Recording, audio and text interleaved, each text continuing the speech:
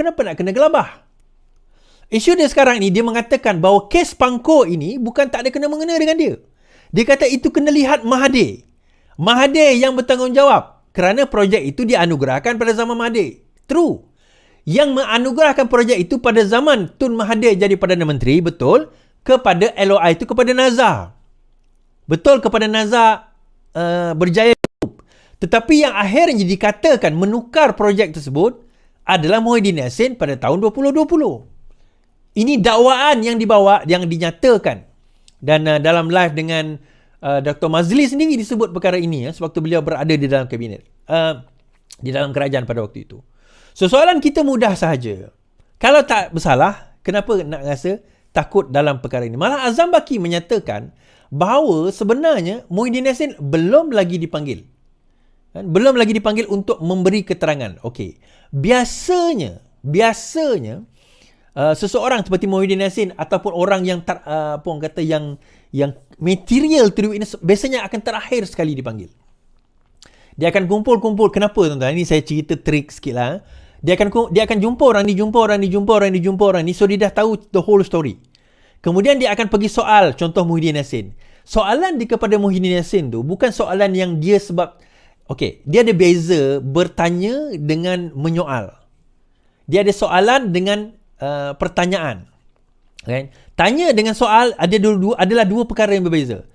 Apa beza soal dengan tanya, tuan-tuan? Tanya ni kita tak tahu jawapan. Soal kita tahu jawapan. Itu beza dia dalam bahasa Malaysia. Sekarang baru tahu kan? Tanya ni cikgu menyoal. Ahmad sesat di kota London. Dia bertanya arah. So bertanya sebab Ahmad tak tahu jalan. Cikgu menyoal, bukan cikgu tak tahu jawapan, cikgu tahu. Tetapi cikgu nak verify, nak tahu sama ada pelajar itu tahu atau tidak. Itu beza menyoal dan juga bertanya. Okey.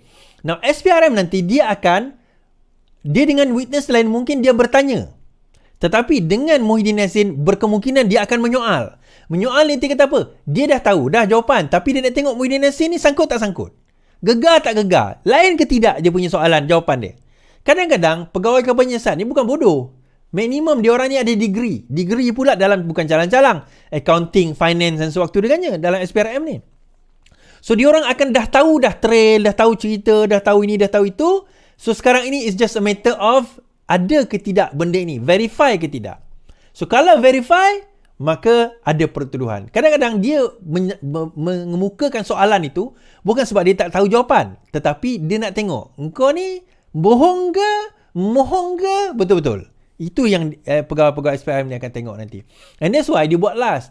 And itu juga menyebabkan kenapa Muhyiddin Yassin ni akan jadi orang yang terakhir biasanya akan dipanggil.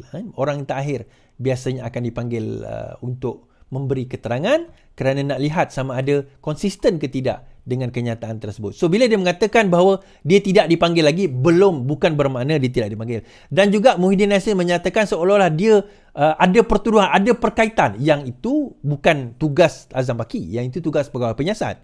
Dan juga kalaupun ada, maka itu tugas pendakwa raya untuk nak mendakwa beliau kalau sekiranya mereka mendapati ada kes terhadap dakwaan-dakwaan tersebut. Kalau tak ada, then tak payah risaulah.